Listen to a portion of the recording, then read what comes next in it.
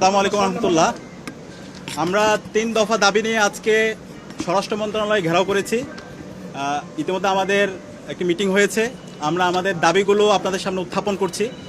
আমাদের 1 নম্বর দাবি, আমাদের ভাই উসমান হাদির উপর গুলিবর্ষণের সঙ্গে জড়িত প্রত্যক্ষ হামলাকারী, পরিকল্পনাকারী ও সহায়তাকারী সকল সন্ত্রাসীদেরকে গ্রেপ্তার করতে হবে।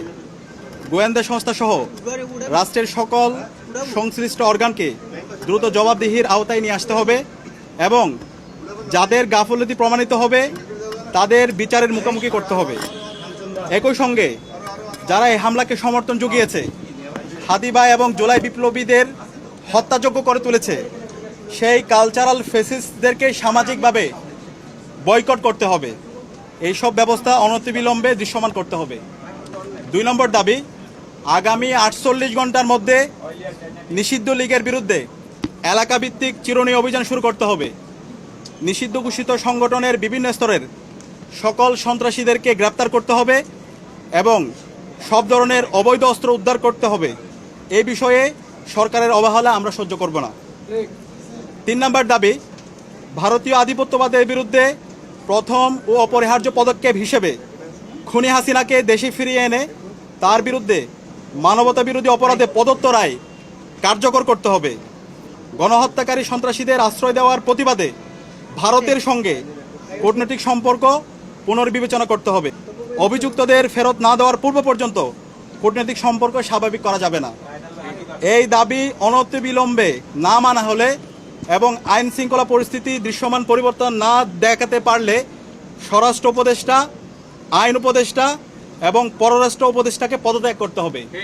এই 3 দফা দাবি আমরা জানিয়েছি এবং একই সাথে আমরা গতকাল থেকে বাংলাদেশের সকল ছাত্র সংগঠন, সিভিল সোসাইটি, সাংবাদিক এবং জুলাইয়ে যে সমস্ত সংগঠনগুলো তৈরি হয়েছে, জুলাইয়ের যারা আমাদের সহযোদ্ধা ছিল, আমরা সবার সাথে গতকাল থেকে যোগাযোগ করছি, মিটিং করছি। ছাত্রদল, ছাত্র শিবির, ইন্ডিপেন্ডেন্ট অ্যাক্টিভিস্ট এবং বামপন্থী সংগঠন, ইসলামিক সংগঠন এবং সব ধরনের নাগরিক, ছাত্র এবং নাগরিকদের সাথে আমরা যোগাযোগ করেছি।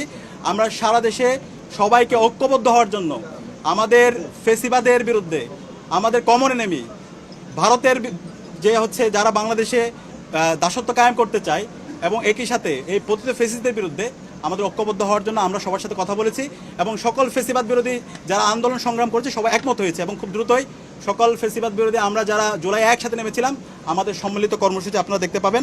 এবং একই সাথে আমরা সারা দেশের মুক্তিকামী ছাত্র জনতাকে আহ্বান করছি, আমাদের প্রত্যেকটা পাড়ায় পাড়ায়, প্রত্যেকটা ওয়ার্ডে ওয়ার্ডে আমরা যেন দেশের আমাদের নাগরিকদের নিরাপত্তা নিশ্চিত করার জন্য আইন শৃঙ্খলা রক্ষায় আমরা যেন গণকমিটি গঠন করি, যে গণকমিটির মাধ্যমে যারা ফেসিবাদের দূষর আছে, খুনি হাসিনা এবং তার দূষর, নিষিদ্ধ ছাত্রলীগ, যুবলীগ, সন্ত্রাসীদেরকে আইডেন্টিফাই করে তাদেরকে যেন থানায় দেওয়া হয় এবং তাদের বিরুদ্ধে যেন ব্যবস্থা নেওয়া হয়। এবং সেই জায়গায় স্বরাষ্ট্র মন্ত্রণালয় নিশ্চিত করেছেন আমাদের যে গণকমিটি গঠিত হবে তাদেরকে সার্বিকভাবে আইন শৃঙ্খলা রক্ষাকারী বাহিনী তাদেরকে সহযোগিতা করবে।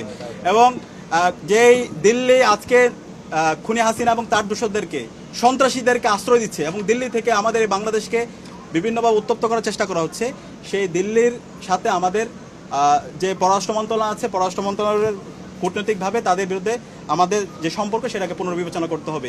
এবং আজকে আমাদের আরেকটি বিষয় আমরা নিন্দা জানাচ্ছি, প্রধান নির্বাচন কমিশনার সে আজকে একটা মন্তব্য করেছে, যে মন্তব্যে সে বলেছে উসমান হাদির উপর যেই হামলা হয়েছে সেটা একটা বিচ্ছিন্ন ঘটনা। আমরা পুরো ছাত্র জনতার পক্ষ থেকে আমরা এই ধরনের মন্তব্যের তীব্র নিন্দা এবং ঘৃণা জ্ঞাপন করছি। আমরা দ্রুত অনুরোধ করব প্রধান নির্বাচন কমিশনারকে, আপনি দ্রুত আপনারা এই বক্তব্য প্রত্যাহার করেন এবং সেটার জন্য জাতির কাছে ক্ষমা চেয়ে আপনার জায়গা থেকে আপনি দায়িত্বশীল আচরণ করেন। তফসিল ঘোষণার পর থেকে আমরা চাই এই দেশের সকল নাগরিকরা একটা সুস্থ পরিবেশে নির্বাচন এবং ভোট দেওয়ার জন্য, সুতরাং ফ্রি, ফেয়ার, ক্রেডিবল ইলেকশন করার জন্য নির্বাচন কমিশনার থেকে শুরু করে আইন শৃঙ্খলা রক্ষাকারী বাহিনী সবার দায়িত্বশীল আচরণ করা দরকার।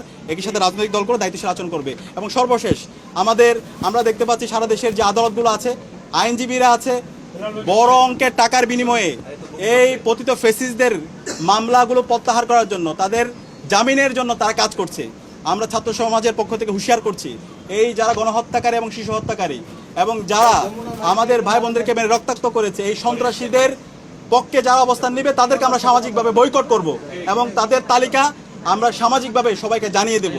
এই জায়গায় এই অপরাধীদের বিচারের প্রশ্নে, খুনি হাসিনার বিচারের প্রশ্নে, নিষিদ্ধ ঘোষিত ছাত্রলীগ, যুবলীগ, আওয়ামী লীগের বিচারের প্রশ্নে এবং এই দিল্লির দাসত্বের বিরুদ্ধে আমাদের একটা জাতীয় ঐক্যমত দরকার। আমরা আশা রাখছি বাংলাদেশপন্থী যারা আছে, দীর্ঘ ফেসিবাদ বিরোধী যারা আন্দোলন করেছে, আমরা সবাই ঐক্যবদ্ধভাবে আমাদের এই ফেসিবাদের পতিত ফেসিস্টদের বিরুদ্ধে এবং খুনি হাসিনার বিচারের প্রশ্নে আমরা ঐক্যবদ্ধভাবে আমরা আমাদের আন্দোলন সংগ্রাম জারি রাখবো। এবং যে 3 দফা দিয়েছি, এই 3 দফা যদি দ্রুত সময়ের মধ্যে আমরা যদি এটা কার্যকর ব্যবস্থা দেখতে না পারি, তাহলে আমরা সারা দেশের মুক্তিকামী ছাত্র জনতাকে সাথে নিয়ে আমরা জুলাইয়ে যেভাবে রাজপথে নেমেছিলাম, তার চাইতে আরও শক্তিশালীভাবে আমরা রাজপথে নেমে আমরা গণ আন্দোলন গড়ে তুলব।